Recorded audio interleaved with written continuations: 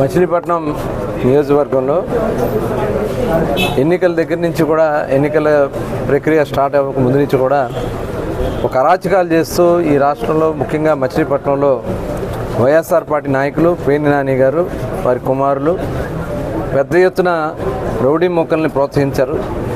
పర్యవసానంగా ఈరోజు వరకు కూడా దాడులు చేస్తూ ఉన్నారు.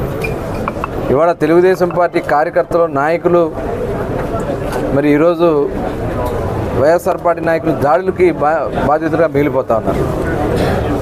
బలరామపేటలో ఎన్నికల కౌంటింగ్ అయిన దగ్గర నుంచి ఒక పక్క కౌంటింగ్ జరుగుతూ ఉంది. మెజార్టీలు వస్తున్న దగ్గర నుంచి సెంటర్లో కూర్చుని చీలి చక్రపాణి వారి తమ్ముడు చీలి రవి అలాగే అక్కడ దుర్గారావు వాళ్ళ కుమారులు అందరూ కలిసి అక్కడ ఇళ్ల మీద దాడులు చేయటం, అక్కడ వడ్డేరు సోదరులు ఉంటే వాళ్ళ ఇళ్ల మీదకి రాళ్ళు ఇసిరి వాళ్ళని భయభ్రాంతులు గురి చేయటం, అలాగే అక్కడ తెలుగుదేశం పార్టీలో పనిచేసినటువంటి క్రియాశీలకంగా ఉన్నటువంటి కుటుంబాల మీద మరి వాళ్ళ మీద అయితే ఇప్పుడు దాదాపు 6 సార్లు దాడి చేస్తే 6 సార్లు మేము కేసు పెట్టాం. మా వాళ్ళు కేసు పెట్టినా కూడా సిఐ గారు చేతగాని సిఐ, డిఎస్పీ ఒక చేతగాని డిఎస్పీ వీళ్ళిద్దరూ కలిసి ఇంకా అధికారం పార్టీకి ఏదైతే వాళ్ళ పాత పార్టీకి అనుకూలంగా పనిచేస్తూ ఉన్నారు.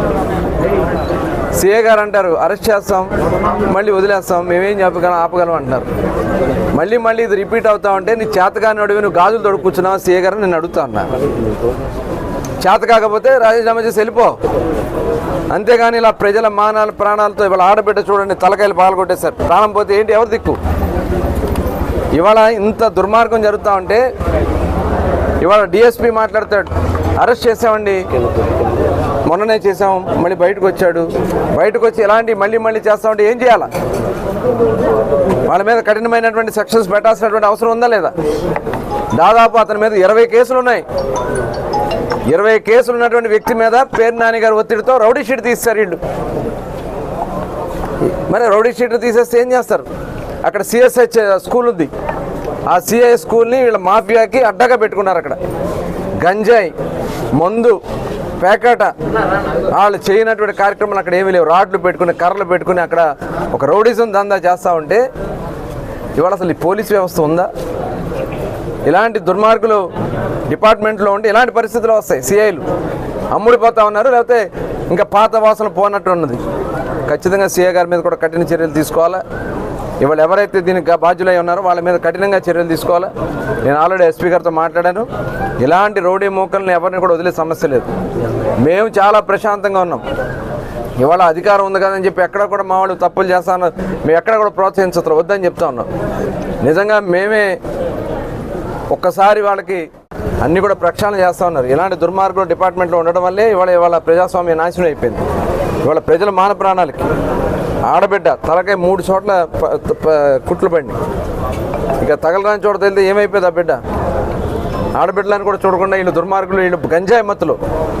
ఇంకా బందర్లో చాలా చోట్ల గంజాయి ఉంది. ఇవాళ స్పెషల్ డ్రైవ్ తీసుకున్న అవసరం అయితే దీంట్లో ఇన్వాల్వ్ అయినటువంటి ప్రతి ఒక్కరిని అవసరమైతే వాళ్ళ మీద మరి సెక్షన్స్ ప్రకారం మన కఠినమైన సెక్షన్స్ పెట్టించి తప్పకుండా వాళ్ళకి తగిన శిక్షించే విధంగా కార్యక్రమాలు చేయడం జరుగుతుంది. వాటి మీద నేను తప్పకుండా మళ్ళీ వచ్చి రివ్యూ చేస్తాం. ఉన్నాయి ఖచ్చితంగా పోలీసు నిర్లక్ష్యమే. వాళ్ళు కొట్టి అక్కడే తాగుతా కూర్చుని ఉంటే సీఏ గారు వెళ్ళి కనీసం వెళ్ళి వాళ్ళ మీద తీసుకురాచ్చే పరిస్థితి లేదు. ఈయన ఇన్ఫర్మేషన్ ఇస్తున్నాడు వాళ్ళకి, మీరు వెళ్ళిపోండి మేము వస్తున్నాం. ఇలాంటి పోలీసులు దుర్మార్గులు ఉంటే ఇంకా ఏమవుతుంది? చాలా ఇప్పుడు ఇక్కడ మందర్లో ఉన్నటువంటి సిఐలు మొత్తం కూడా పేర్ని నాని గారు తీసుకొచ్చి చేసుకున్నాడు. వాళ్ళందరూ కూడా ఇలాగే ప్రవర్తిస్తున్నారు. రూరల్లో కానీ టౌన్లో కానీ అందరూ కూడా ఉన్నారు. మేము కానీ చాలా ఉపేక్షిస్తున్నాం. మార్పు వస్తుందిలే వాళ్ళని చెప్పి వెయిట్ చేసాం, కానీ ఇంకా వాళ్ళ మీద ట్రాన్స్ఫర్లు కాదు, వాళ్ళ మీద చేయాల్సినటువంటి కఠినమైనటువంటి యాక్షన్స్ తీసుకోవడం జరుగుతుంది.